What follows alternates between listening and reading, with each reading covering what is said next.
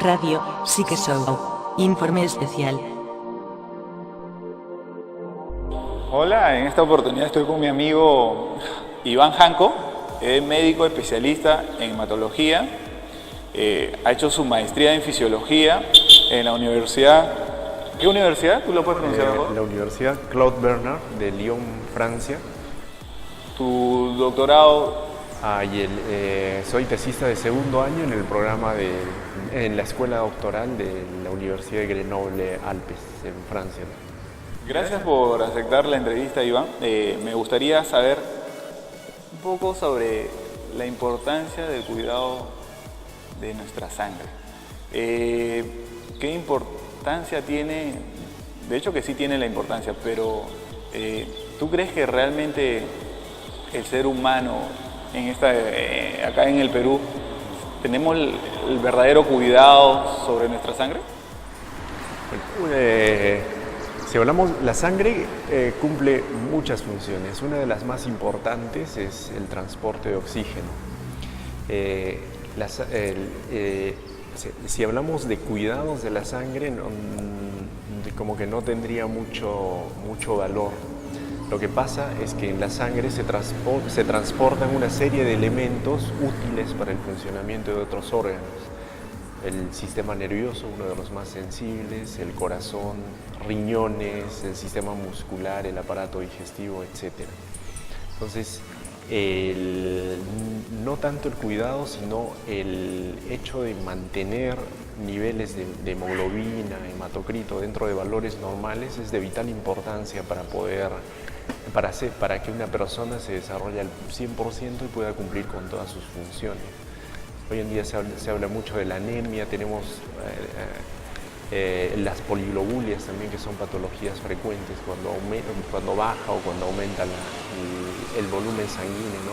La hemoglobina, básicamente, que es la molécula transportadora de oxígeno.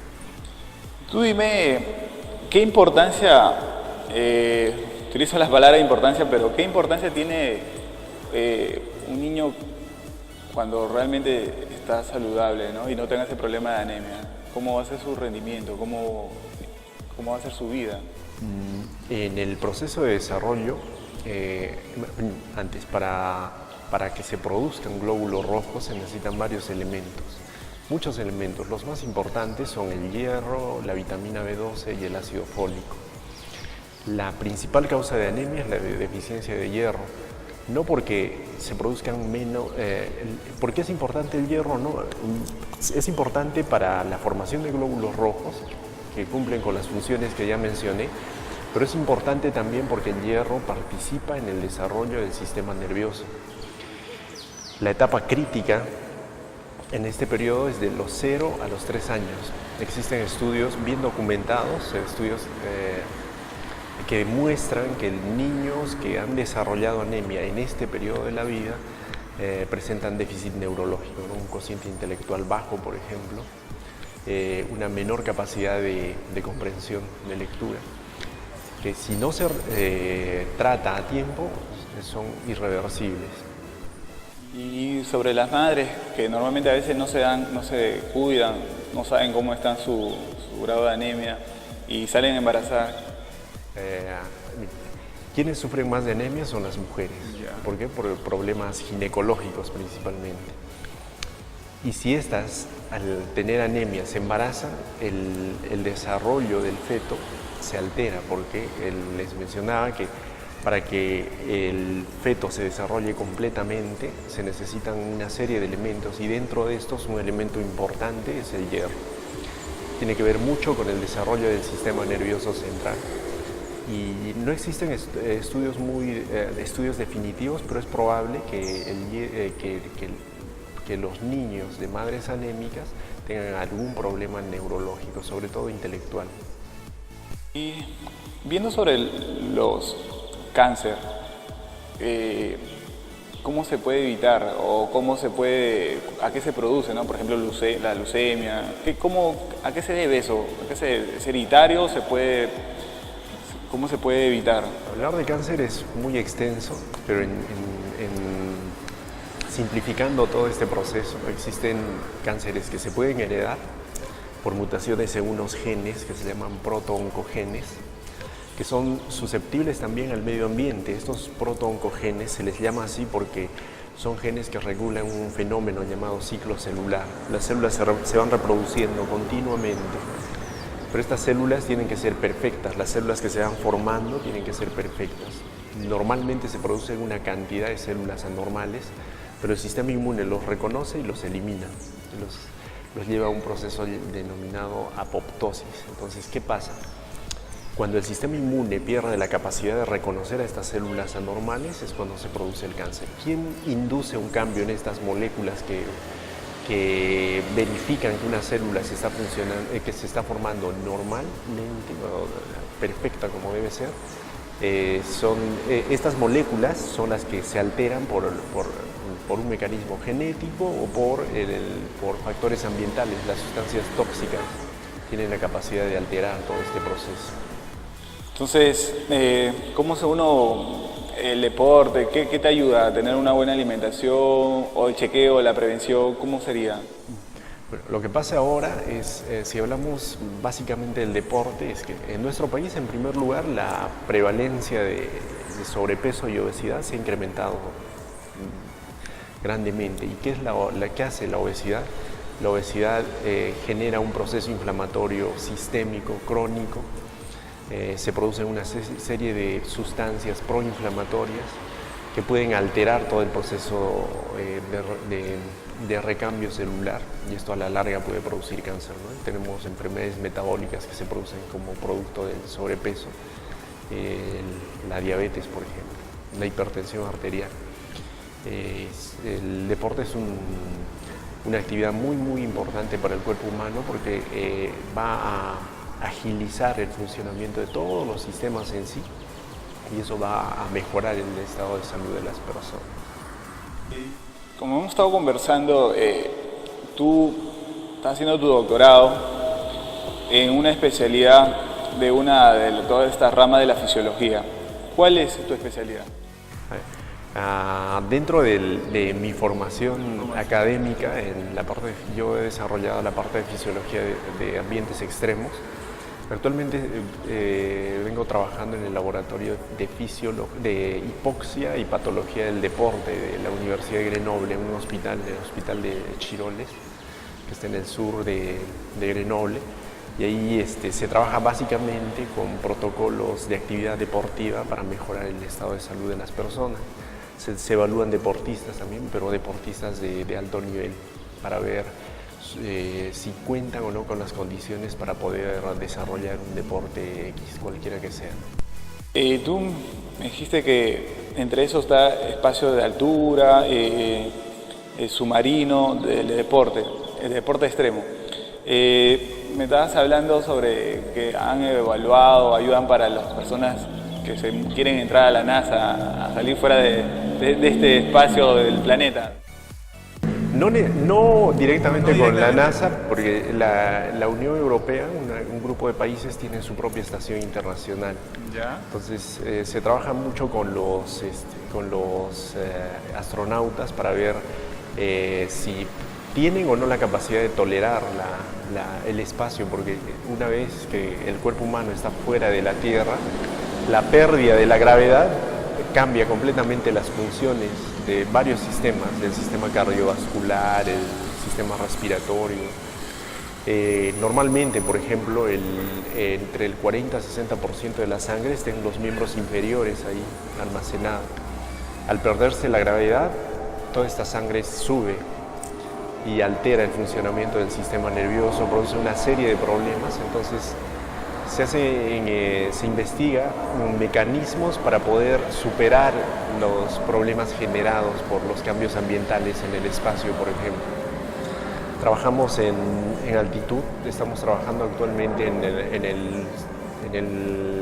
el lugar de residencia permanente más alto del mundo, a 5.300 metros sobre el nivel del mar, porque y es muy interesante, está ubicado en Perú, muy poca gente lo conoce. Hasta hace muchos años se decía que por encima de los 5.000 metros no se podía vivir. Hoy día está demostrado que por encima de los 5.000 metros sí se puede vivir de manera permanente. Entonces mucho de los... ¿Y en qué lugar está? En Puno, en la región norte, se llama La Rinconada. Y estamos haciendo varios estudios, estudio genético, estamos viendo que matemáticamente, por ejemplo, se había demostrado valores de hemoglobina, hematocrito, compatibles con la vida, y hemos visto que allá se han podido superar todos estos parámetros normales y las personas viven con tranquilidad. Igual en el espacio se han observado ciertos fenómenos que supuestamente o teóricamente hablando son incompatibles con la vida, pero ahí las personas pueden vivir. Entonces hasta ahora, gracias a estas observaciones, se ha visto que el cuerpo humano tiene la capacidad de adaptarse a cualquier medio hostil, a cualquier medio que incluso ofrecen condiciones negativas para la salud, lugares donde normalmente o supuestamente no se podría vivir. Mira, muy interesante, pero acá también habla sobre los submarinos, me imagino, para que puedan entrar a una extrema profundidad. ¿Cómo sería? Claro, lo que pasa es que cuando estamos en altura, baja la presión barométrica. ¿Qué es la presión barométrica? Es la presión que introduce el aire hacia los pulmones. O sea, es la fuerza con que entra el aire a los pulmones y hace que el oxígeno entre a la sangre. Si bajamos por debajo del nivel del mar, la presión es mucho más fuerte, entonces entra más oxígeno que lo normal, ¿no? Entonces se pueden producir burbujas de aire en la sangre, etc. Hablar de fisiología de condiciones extremas es realmente bastante complicado, ¿no? Porque tendríamos que hablar de cada órgano, cada sistema, de cómo va cambiando y qué se va modificando. Entonces se estudian también estos mecanismos y nosotros tratamos de ver normalmente, les decía, se deberían producir burbujas y todo eso. Algunas veces no se producen, pero ¿qué hace el cuerpo humano para evitar la formación de todo esto? Entonces es lo que nosotros normalmente estudiamos. Yo una vez estaba viendo un programa en donde que una persona muere, que había sumergido dentro del agua, estaba ahí, y de repente a ese mismo día tiene un vuelo y se va, y en el vuelo muere porque dice que la descompensación sanguínea genera eso. ¿Es verdad? Puede ser, porque como les decía, si nos introducimos por debajo del nivel del mar, al aumentar la presión barométrica entra el aire con más fuerza, siempre que estemos en una cápsula, ¿no? Si no estamos respirando no hay problema. Entonces, al ingresar con más fuerza, entran burbujas de aire a la sangre. Y estas burbujas pueden producir una embolia gaseosa y pueden afectar el sistema nervioso y esto puede llevarnos a la muerte. Y con mayor razón si ascendemos, son cambios bruscos de ambiente o de condiciones físicas a las que estamos sometidos permanentemente. Y esto es importante saber porque a la hora que puedan tener esta oportunidad de saber y conocer, puedan evitarlo para que no tengan esta muerte. Bueno, es un poco difícil que ocurra porque si nos sumergimos en un submarino que está presurizado, que tiene una presión como del medio ambiente, y si volamos en un avión que también tiene presiones similares a las del nivel del mar. Entonces, esas condiciones evitan que se produzcan este tipo de problemas. Acá hay un tema que a mí me interesa mucho, me encanta, soy apasionado del fútbol y aparte del deporte, me gusta salir a correr todo. Cuéntame sobre esto, sobre tu especialidad en los deportistas de alta competencia. Por ejemplo, hablemos de los clubes grandes de Europa. ¿Trabajan con ustedes? ¿Cómo es? ¿Tú tienes un conocido? ¿Cómo lo hacen? No trabajamos directamente con los clubes, pero sí observamos el trabajo a nivel deportivo. Si hablamos de fútbol, el proceso de entrenamiento de un deportista cualquiera no tiene protocolos bien definidos. Todos los sistemas de entrenamiento están en investigación y van cambiando con el tiempo. En los clubes deportivos grandes como el Barcelona, el Paris Saint-Germain y otros equipos de fútbol profesional, se tiene un equipo científico que va que va probando ciertos métodos de entrenamiento para ver si son mejores o no a los ya existentes. ¿Con qué finalidad? Con la finalidad de que el deportista gane precisión, con la finalidad de que el deportista gane velocidad, con la finalidad de que el deportista gane fuerza muscular, sin alterar mucho el funcionamiento corporal. Porque si el deportista es sometido a entrenamientos extremos, el entrenamiento extremo es muy negativo para la salud. Podría bajar su capacidad física, podría dañarse ciertos órganos, el sistema muscular, por ejemplo.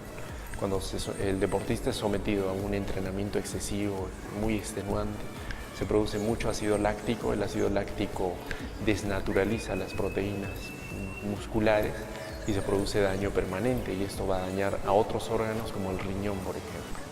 Si el deportista entrena mucho, normalmente un deportista tiene un corazón grande que late lento, a diferencia de uno que no es deportista.